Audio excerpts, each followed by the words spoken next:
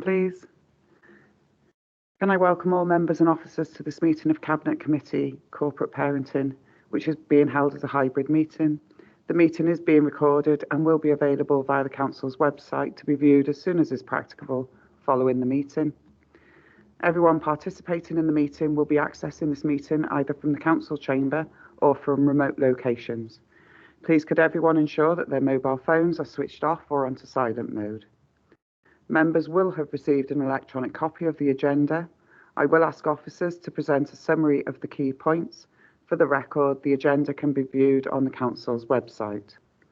Members and officers will be speaking at various points during the meeting, and those speaking may switch their microphones and their cameras on at that point.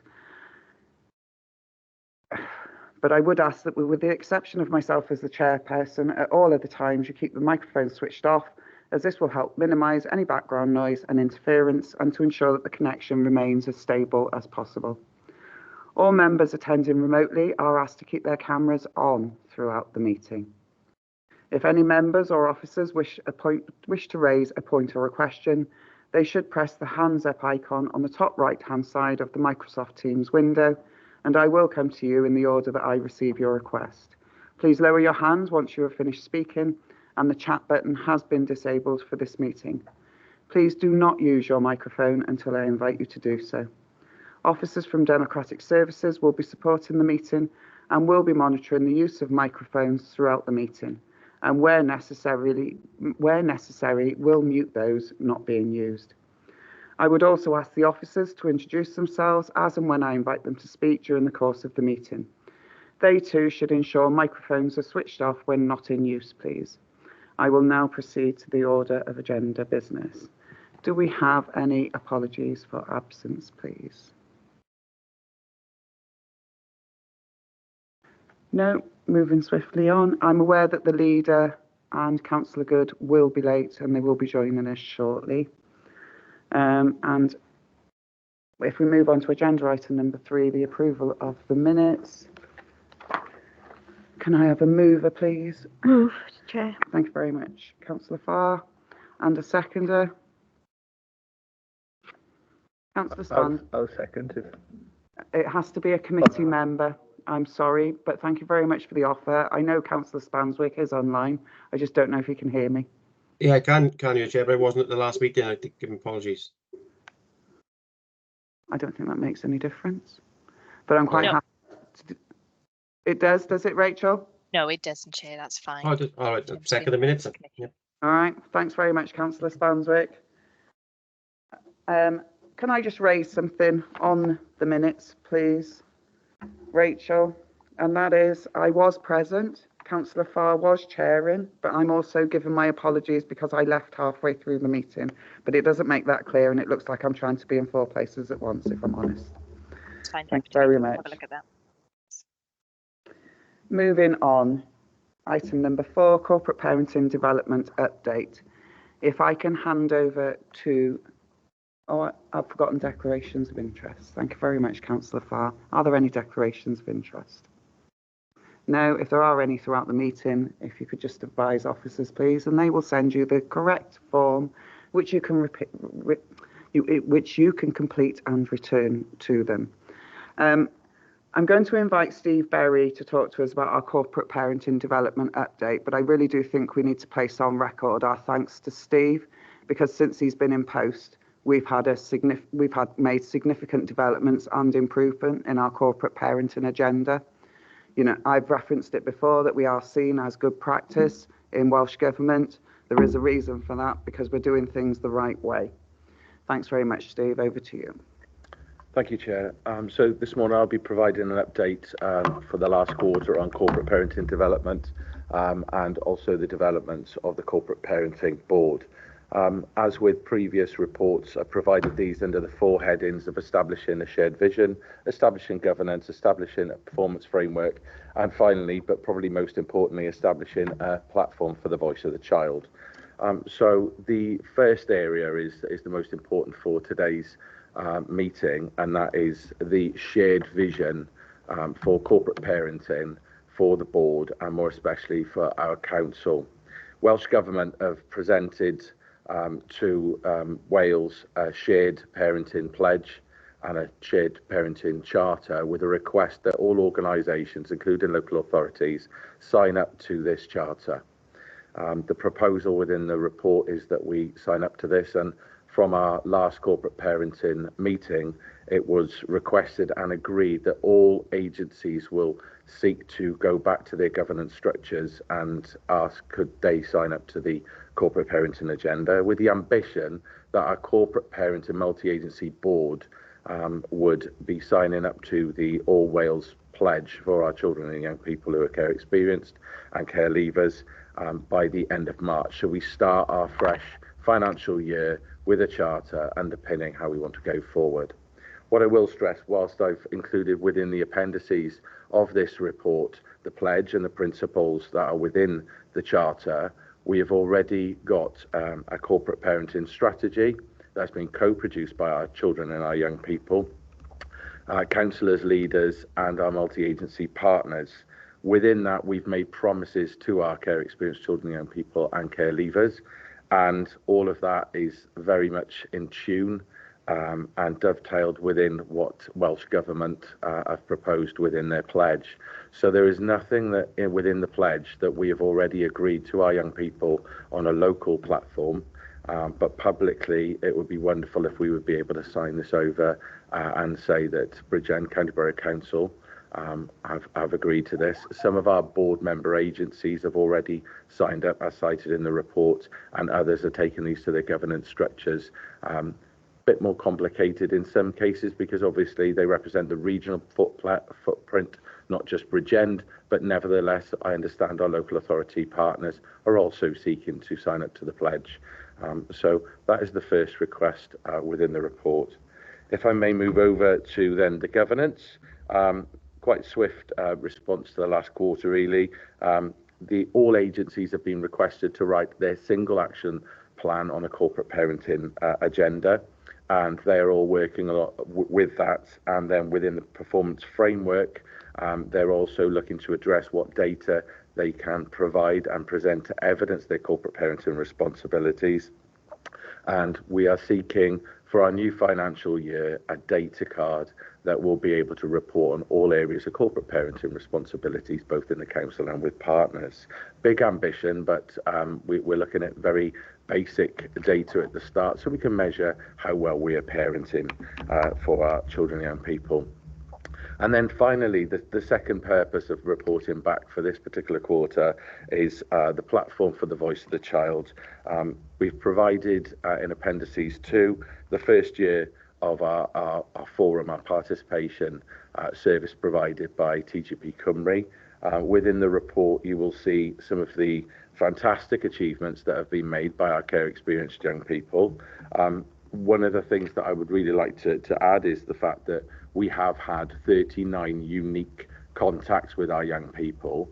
And if you look at our care experienced population, you could argue that our population, and that's including babies as well, is that of a comprehensive school year group. And we have had within the forum an entire class that I've attended over the year as unique young people contacts, which is really positive. Obviously, we haven't had, well, I say obviously, we haven't had 36 young people turn up every occasion, but nevertheless, we've had a very clear, strong core and then a wide periphery group that attends with a real strong interest. And I must add, and they are, this is backed up by quotes by our young people, the value that our young people place in having this platform.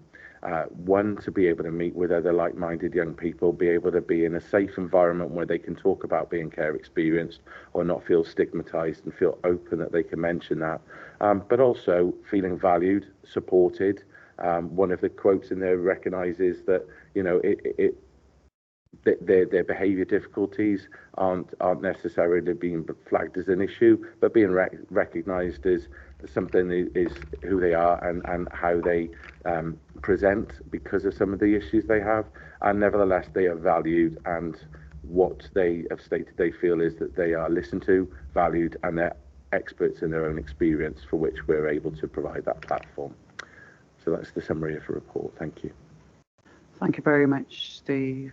I suppose there's a couple of things that I want to query first, if you don't mind. But I was delighted to attend Welsh Government because you and I both went to the corporate parenting launch. And it was really quite inspiring, especially some of the young people that we saw there and their work. It was also interesting to note that Newport have declared all care experienced children a protected characteristic now. And I think that's of note. It doesn't actually say anywhere in the pledge that that should be the case. However, I do understand what they're saying, and as part of our attachment, what we are saying, as part of our strategy, we are saying that we need to give our care experienced children the same privileges that we would give our own children, and we need to ensure their safety. I'm really pleased to see our partners are making progress in that regard as well. A couple of questions. Are training aware of this requirement around corporate parenting? I think that's the one thing I would ask first. And have you had a discussion with Alex Rawlin in relation to PIs? I'm aware that we're talking about that, and that would be a good indicator in our own PI sort of brief. And it can't just be a tick box exercise is what I want to say. It needs to go across all council. Councillor Farr. Thank you. First of all, I think I'd like to move the report because I think that's been done as yet. I've got 4 questions. Did you want to ask them all at once or separately, Chair? No, you can ask them all at once, and then Steve Okay. and Claire can mix it up between them. Okay. I think it's great to have a pledge, and I really welcome and encourage us to sign the pledge. The question I've got is, it's good signing pledges, you know, it looks good, but how are we going to measure that we are actually doing what we are signing? So that's one question. The other question on 3.2, page 9, about the governance structure, the actual action plan, and that, will these pledges incorporate those in the action plan? Is what's going to happen, who's going to do it, by what time, how are we going to measure success that we are adhering to that?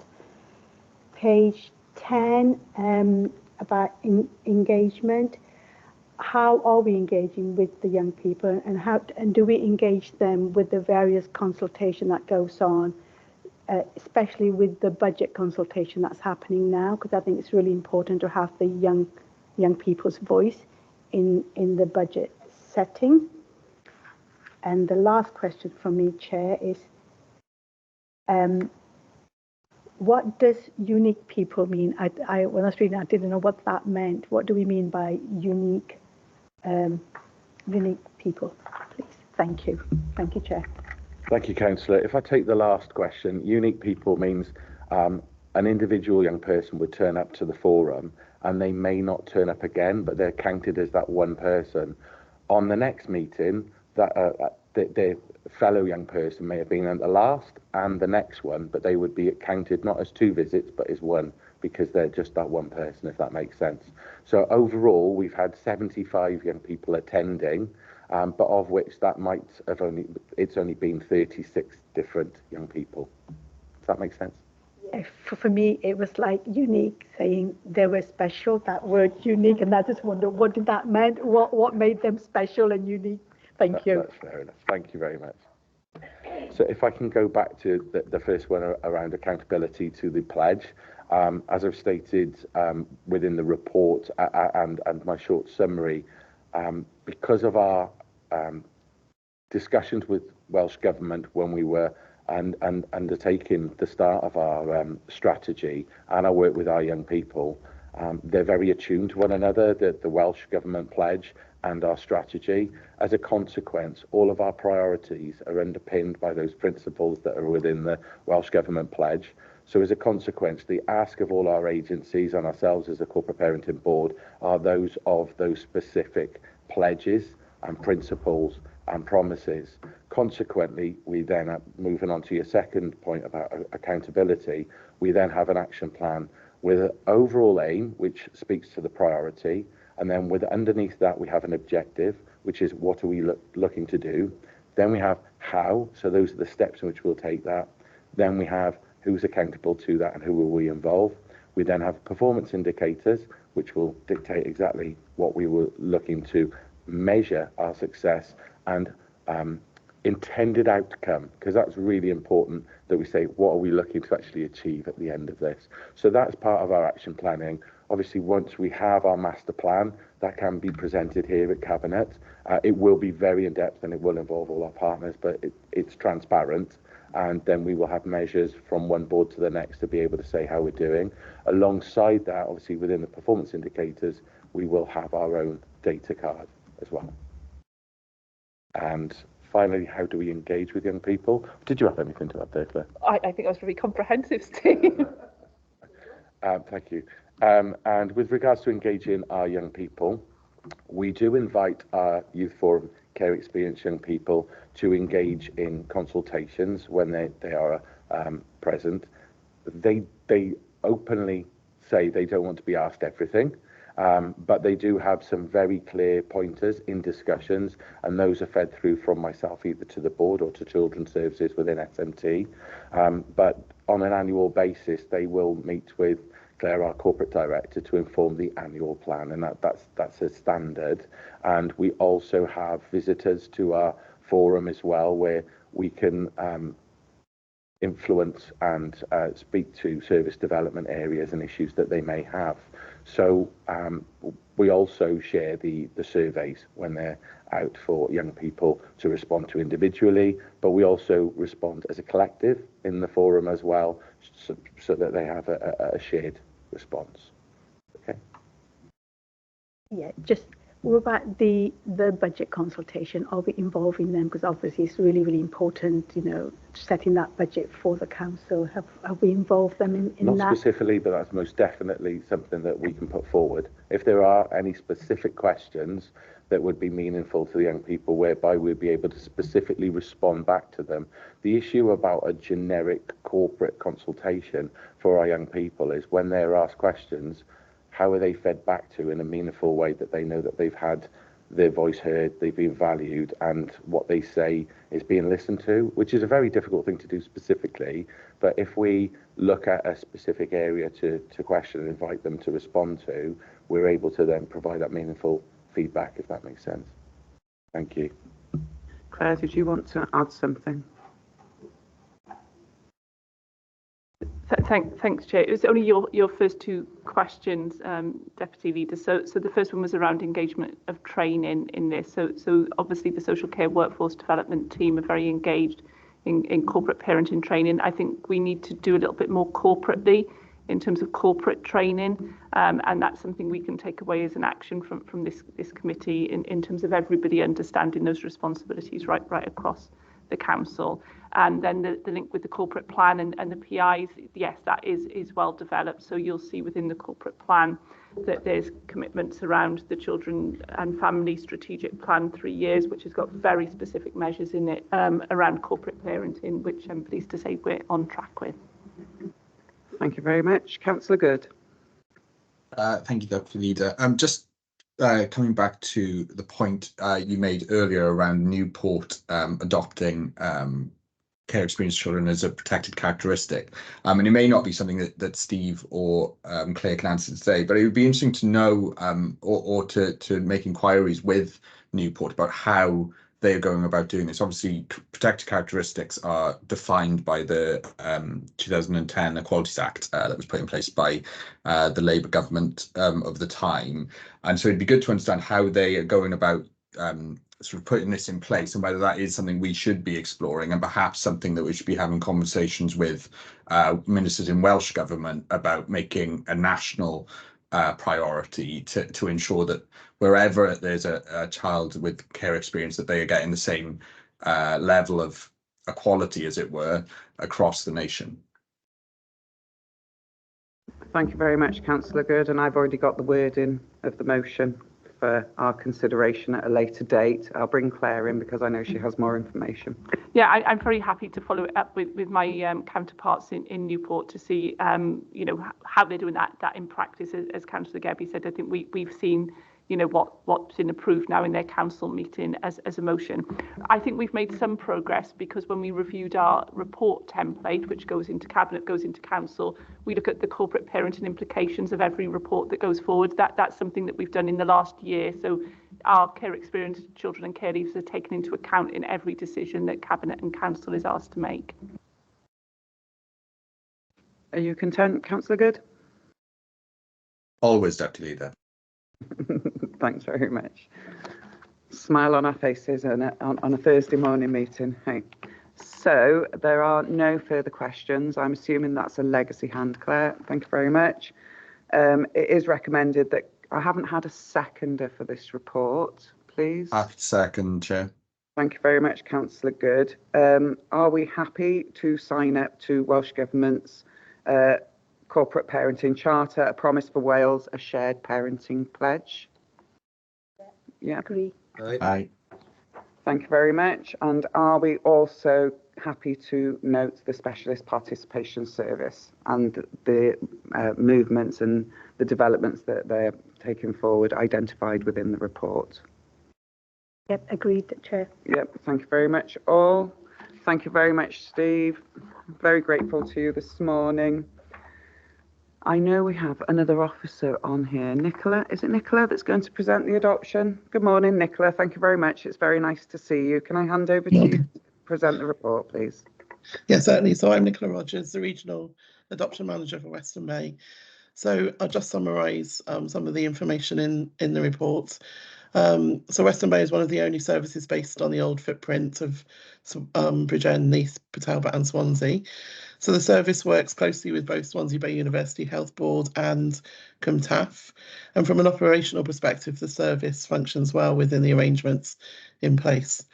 The service also works closely with the MAP service, the Commission Service for Adopted Bridgend children, to assess and support their therapeutic needs. So currently the service is split into 4 functions. So we have our recruitment and assessment team who are responsible for the marketing and assessment of and approval of adopters. We have our twin tracking and family finding team who supports the identification of placements for children and then support those children thereafter. And then we have our adoption supports team, which has grown significantly in the last 3 years, and the team supports a wide range of cases. So just to give you an example, so we have birth records counselling cases, supporting adopted people later in life to find out information about their early experiences and their adoption, intermediary services where we help adopted adults make contact with birth family members. We provide support to birth relatives and birth parents.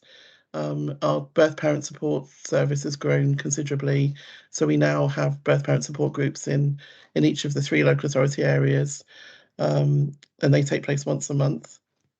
We facilitate post-adoption contact between children and their birth families, and we provide direct support to young people through a youth club and other sort of children's activities. We also provide adoption support assessments to any adopted families and children within the region who have identified needs. And it's pleasing to report that currently we have no waiting list for those assessments, where historically there has been a significant period of time that people have had to wait. I've attached the quality of service reports. So these are quite extensive reports that we have to write every 6 months. They contain a lot of information about the work of the service. And to summarise those, the service continues to sort of deliver on both local and national objectives. We're seeing a general trend of a reduction of the number of children who are having an agreed plan of adoption. This is a national trend and is being seen across Wales, and is likely to have been impacted upon by COVID, but also the work that the local authorities are doing in respect of the born into care work and development of preventative services. The time taken to place children in the region is slowly reducing towards the performance targets. More children are being placed with regional adopters, ensuring that we can maintain the support to these placements for lifelong support really until the children are 18. We've seen improvements in children receiving timely and good quality life journey work, and continue to make progress towards the performance requirement. The recruitment of adopters continues to be a challenge.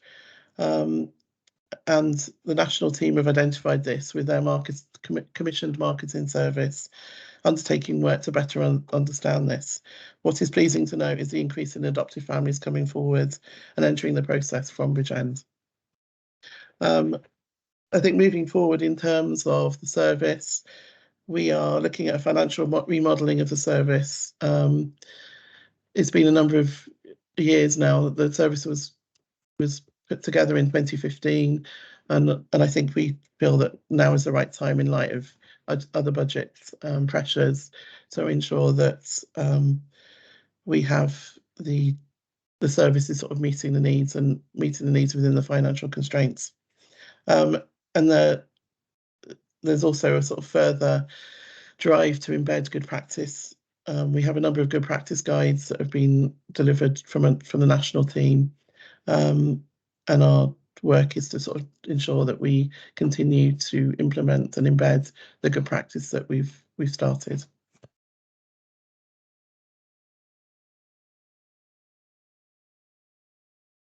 I didn't know if you'd frozen then, Nicola. Sorry, no. Sorry, yeah. That's all right. So Thank I'm you very happy to take much. any questions. I mean, the reports are quite lengthy, so I've obviously there isn't time to go through all of the reports, but happy to take any queries or questions. Thank you very much, Nicola. That's very helpful. Councillor Farr. Thank you, Chair, and thank you, Nicola, for a very thorough reporting. It's really, really good to see that we are doing well. We've got quite a variety of adoptive parents. I'd like to move the report if I haven't said that already. So can you tell me how long does the process take from identifying a parent, a child, to go through to the end where they are legally adopted, please? Thank you. So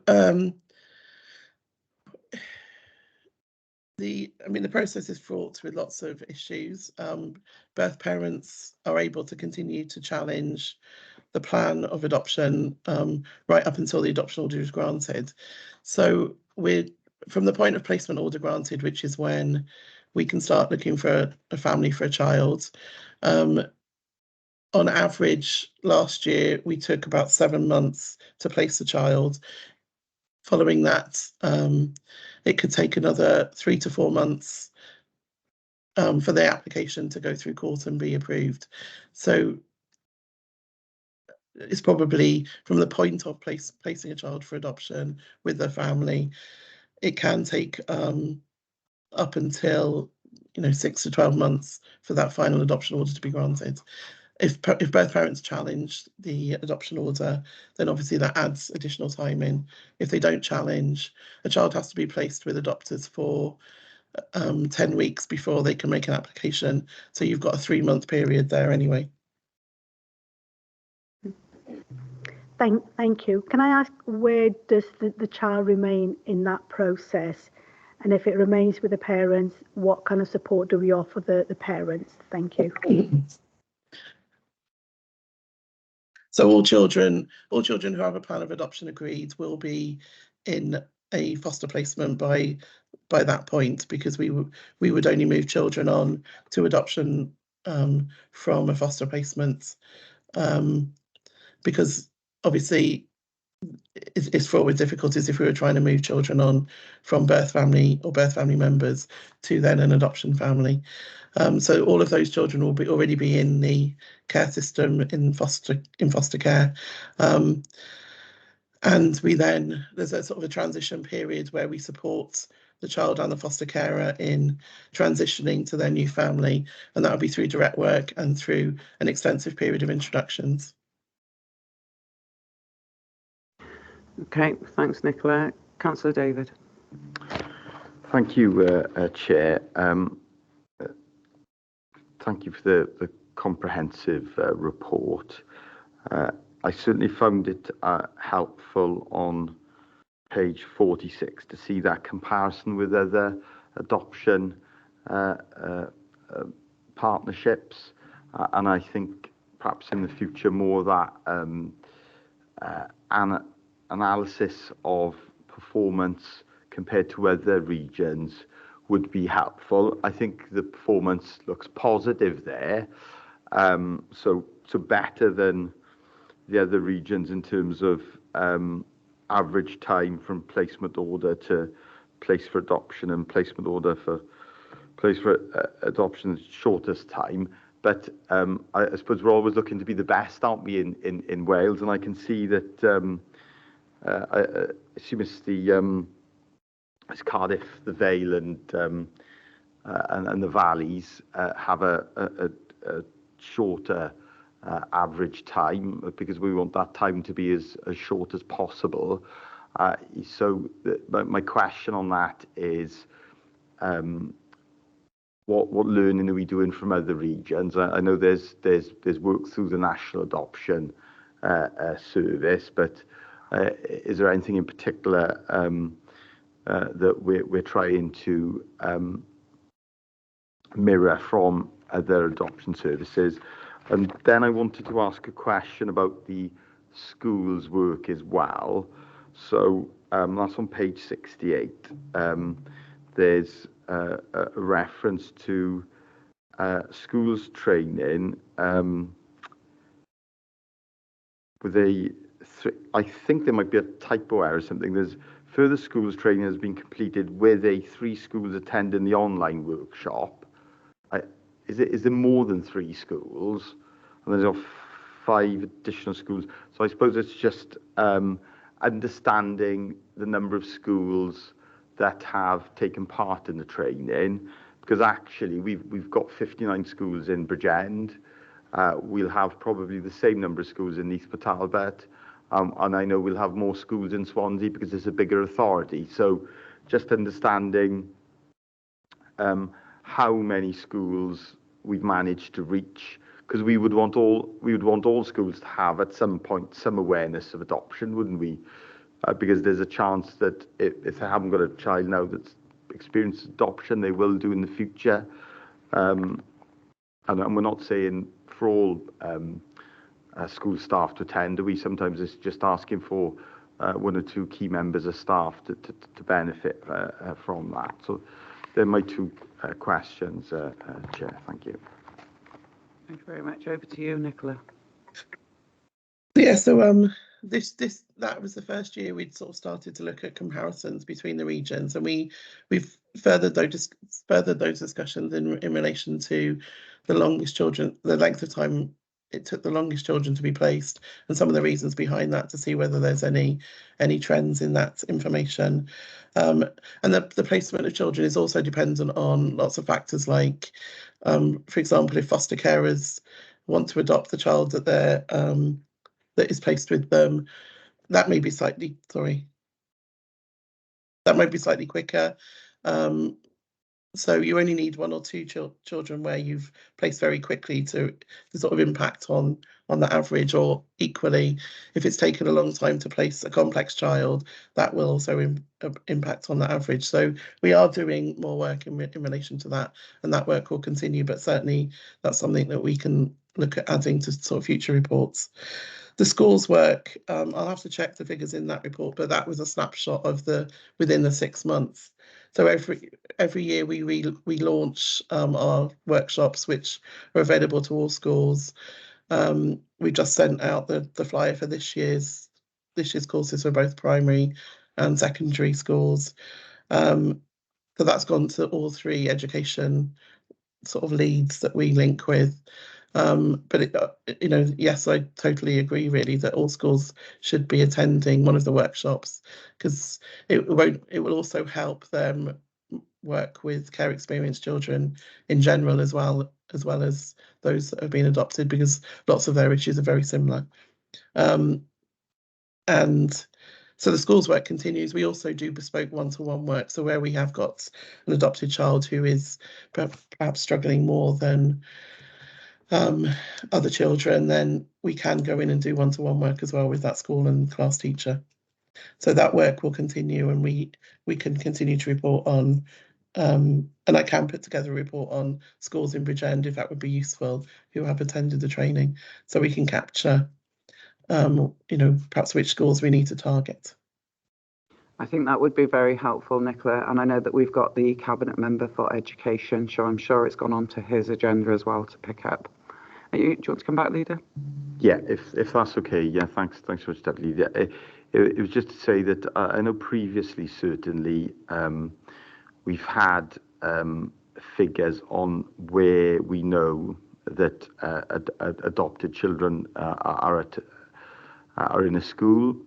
So I certainly think that, at the very least, through the Director of Education's report to head teachers, that we just do a reminder about this training, and if we can just look at where adopted children are placed, and certainly put a targeted ask into some of those schools where we know that they're adopted children, pupils at those schools, then I would suggest that is an action that we take forward, Chair. Thank you. I wouldn't disagree, Leader. I'm conscious that we've got Laura with her hand up, so I'm assuming that she wants to contribute as well. Yes, yeah, thanks.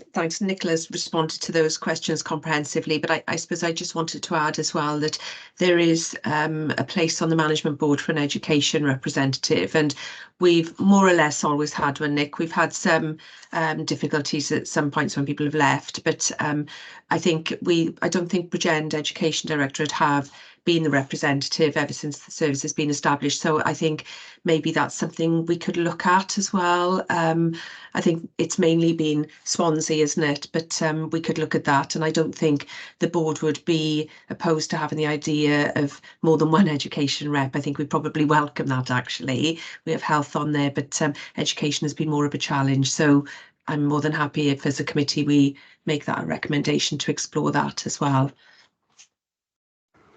I can see nods, Laura, so I am assuming that will be picked up outside. Are you happy with that response, Leader? Yep. Lovely. Can I bring in Councillor Good then, please? Thank you, Chair. And I wholeheartedly agree with Laura's point there. I think we should absolutely adopt that as a recommendation from this report. Just staying on the theme of education, Nick, it would be good to understand really and get a snapshot of which schools are attending this training, because I would presume there's quite possibly more primary school attendance. And I think it would be really good to understand here how we are supporting children who are adopted. But I think what can often happen is children who go through adoption often hopefully are at a younger age, and therefore it's sort of seen and experienced in primary school at a very primary level. But then those kids who often are sort of, I think, are viewed as having happy, loving, healthy homes, where they will refer to their adopted parents as their parents, and perhaps don't always get seen in the same way as children who are care experienced in secondary schools, but often these experiences sort of bubble up to the surface as children hit their teenage years and have more questions around their origins and their birth parents. So it'd be really good to understand what we're doing and what more we can do in schools, secondary schools particularly, to support those children in their experiences, and making sure that as they go through that difficult teenage period, that they're also getting that support, and also the parents are getting that support to feel those difficult questions as their child experiences those complex emotions about who and what they are. Just second to that, and I think it's probably more of a question for Claire really. I think many members of the committee might have noted that there's been suddenly in the last few weeks 2 babies found in areas of England who have become foundlings. I think one little boy was found in a pub toilet, and one little girl was found in a shopping bag in a bin in England. Now, obviously, foundlings are quite rare, speaking as one myself, but it would be really good to understand what we're doing to make sure within social services and in education, actually, that no opportunity is missed to identify young women who might be at risk and are getting support if they do find themselves pregnant, and so they don't end up in a situation which obviously is extremely dangerous for both the child and for the young woman, to make sure that, you know, we are, if we think that is potential, that we are dealing with that risk when it comes up to try and avoid these situations. Thank you very much for the question, Councillor Good. It's a, you know, very complex question, isn't it, in terms of those tragic cases, or one tragic case particularly that you've just referred to. I think obviously we work very closely with our partners in the Health Board and in education, particularly around sexual health services, in terms of our partners with the Health Board, to make sure that vulnerable children, young people, women are getting that advice and education at a very early stage in terms of that. For our children that we've got responsibility for as a local authority, care experienced children, obviously that's part of our parenting role with them, and we know that they are particularly vulnerable. So whoever their care provider is, it be the foster family, a connected person, their residential provider, their social worker, if they are care leaver, their personal assistant, that's a key part of their role, is around healthy relationships and healthy behaviours at that point. So, you know, I'm sure there's more that we can do and will continue to do to learn lessons, as and inevitably lessons will be learned from those two cases you highlighted. But there is a very joined up approach with partners around this. Also, just highlight that the RISE service, which is a regional service for women who experience multiple pregnancies, and those children come into the care system, and it does require the consent of the woman to work there, but quite successful then in terms of that in-depth work with women around either not going on to have further pregnancies or having successful pregnancies in the future. And Nicola, the work that the Regional Adoption Service does with birth parents, I think, is actually exemplary, and, you know, something that, you know, is really, I think, leading edge really around, you know, making sure birth parents do feel engaged and continue to come together and support each other, and supported by the adoption service as well. Thank you very much, Claire. I've got Laura there, so I'll bring Laura and then I'll bring you back in, Councillor Good. Yeah, and I was just going to sort of add really to, I would have said the same as Claire, and what I'd add as well is that, you know, we have extended our support services for pregnant mothers as well. So with Baby in Mind and things, that those types of services are all aimed at supporting and equipping parents to confidently and safely look after their children, so they don't become care experienced and they don't become adopted.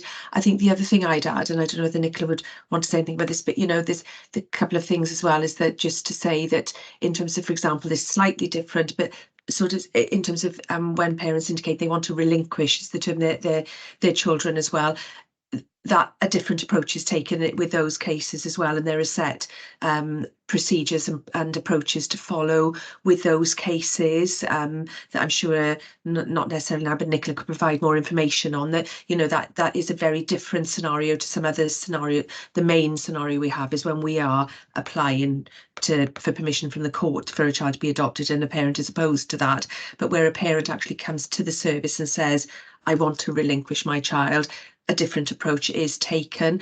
And there was actually in this region a review undertaken on one case where there were some issues and learning about engagement with family, and Nicola, you can confirm, can't you, there's been an action plan from that case, and I think the learning from that case definitely links to these kinds of scenarios, so the service are very much on top of those situations. I'll just bring Nicola in a second, Councillor Good. Yeah, so there is just to say, there is a national process for relinquished children that all the regions work to, and sometimes we're notified of those parents that want to relinquish children, perhaps before the local authority. So we do work closely with the local authority front door team in ensuring that those families have the support they need. Just to come back on your other point about from the education perspective, so we run two two different workshops for schools, one for secondary, one for primary. And that the secondary one, I think, obviously with the increase in social media, that has really caused a lot of issues for teenage adopted young people, because whereas before, if they had questions about birth family members, they could only get that information from adopters. Now they're actively searching on social media to try and find birth family members. So we do have our post-adoption contact team who are able to offer quite a lot of support to adopters and to young people during that period, to sort of ensure that if they are going to make contact with birth family members, that is done in a safe, supported way, rather than them go off and make that contact on their own without that support. Because what we do realise is that lots of the children now coming to reach 18, sort of later teenage years, are children who have been removed from quite concerning and worrying family situations. So we need to make sure those young people are properly supported to do so. And I think adopters more so now are realising that often children want to make that contact with birth family members at different points. And that for some children is, 14, 15, 16. And they need to support that with the support of the service in the best way, really. So I think the secondary workshop sort of touches on that contact and life journey work that the service can support the family with, and ensuring that the school are on board with that, and being supportive of that too. Thank you very much, Councillor Good. Thank you, Chair. Just to say thank you to all the officers for that reply. I think the only thing I'd flag, and perhaps this is something as well the Cabinet Member for Education can perhaps ask Education about, is just ensuring, I think, that understanding from teachers, particularly in secondary school settings, of sort of seeing an adoptive child, and I think it's often, as I say, something that could be missed because it's never been presented previously, and perhaps has not been sort of recognised necessarily as an ACE, but something that could present later on. And I think it is important that teachers are cognizant of that, and that potentially, as Nicola notes, as children reach different stages in life and want different experiences or experience different things from their adoption journey, that is recognised, and teachers are sort of aware that could be an issue underlying situations. But yeah, thank you all for that response. It was very helpful. Thank you very much, Councillor Good. Councillor Sponswick. Yeah, thank you, Chair, and thanks, Nicola, for the report. It's clearly loads of great work going on there, and the report itself, I sort of struggle a little bit with the acronyms. The cover report, great, but the actual detail, large book attached, there's things there like POG. I think I now figured out what POG is. Forgot already, but there's BUS, BUSS, there's GPGs, and on page 46, it lost me, because page 46 has a chart with MWW, NW, SE, VBC. So great work on, no problem there, but I need to understand. I mean, if Joe Public look at it, I'm struggling, I assume they'd struggle. We have it sometimes with education departments with loads of acronyms, and maybe there's something in the future to try and have a summary or something there to clarify them, help me understand the report better and deal with it. I'm jumping back and forth looking for acronyms. Thank you. That's really useful feedback. Thank you. And I wouldn't disagree, Councillor Sponswick. You always need a key at the beginning of the document. And I know most of them, but I didn't know all of them, is what I want to say. Right, moving on. Councillor David, Leader. Thanks, Deputy Leader. Just to ask that in next year's report we have some greater detail around financial performance, because that'll be everyone's focus going forward. Obviously, alongside the outcomes most importantly, the outcomes and for children. I noticed that, and it is very sad to read, but it's typical. I seem to recall from previous years and across the UK that the children waiting longest for a forever home are children in sibling groups, because it's much more difficult to place them. But I think there's also reference here to I think it's reference to the ethnicity of the children. I'm not sure if that is an acronym that's been used. But I am mindful that we make as much effort as we can, don't we, to reach out to different sections of society, and we do work around, for example, attending Pride and reaching out to the LGBTQ plus community. I'm just wondering what effort we're making to also reach out to other minorities within society, because we want as many adopters to come forward and a diverse range of adopters. And I also wonder whether we can do a specific piece of work. I think we've done some targeted marketing and recruitment around sibling groups, but it's heartbreaking to see that sometimes we have to look at whether we can keep those sibling groups together, because that obviously adds to the trauma, doesn't it? If we can't do that, one of the reasons why it is more difficult is because a potential adopters, understandably, there are fewer potential adopters that are able to, for practical reasons, consider siblings. So we do need to widen that pool.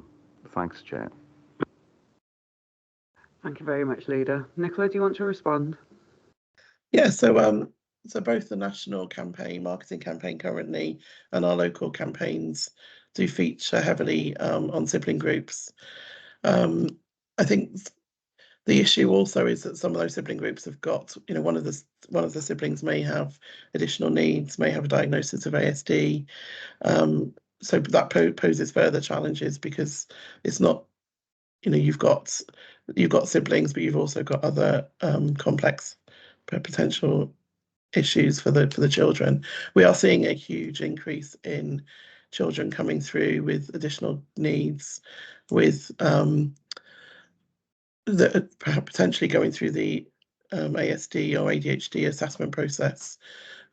So we're currently thinking about how we feature that within the marketing campaigns to ensure that we, as you say, get a pool of adopters that are able to meet the needs of our local children. Our marketing campaigns are both through using social media and obviously in-person community events, where we try and join events across the region through all, we attend country shows, we attend the Pride events, as you say, we attend, other events that are taking place in the community, just to try and break down the myth, really, that anyone can adopt, and there are children waiting for adoption across Wales that may require specific adopters or specific adopters from different cultural backgrounds. So that is something that we continue to sort of try and implement through our marketing strategy. Thank you very much, Nicola. Councillor Blundell. Thank you, Chair. Just to say, to come back on Councillor Good's point, absolutely. Something that we can take on. I'm sure it's in the action points for today about taking what they spoke about forward there. It's something maybe we can even look at integrated into Team Bridgend, when the director and other education officers meet with all heads, all 59+1 heads in this county borough, to raise the very important issues of adoption and those kids and their specialised needs. So just to really take that forward, and absolutely we can look at raising that further along the line. Thank you. Thank you very much, Councillor Blundell. Could I have a seconder for the report, noting that there's no further hands up, please? I'll second, Chair. Thank you very much, Councillor Blundell. Can you take our congratulations back to the team, please, Nicola, as well? Because overall, the position of our adoption service is very positive, and that's really down to the staff team that are delivering there. But my thanks to you all. Everybody happy to move the report? Yeah, lovely. Thank you very much. Thank you very much for your attendance this morning, Nicola. Thank you. Right, let me get back to the agenda then. So any urgent items? I haven't been notified of any urgent items, which means that we can close this meeting. Thank you very much, everybody, for your attendance this morning. Thank you, Chair. Thank you, Chair. Bye.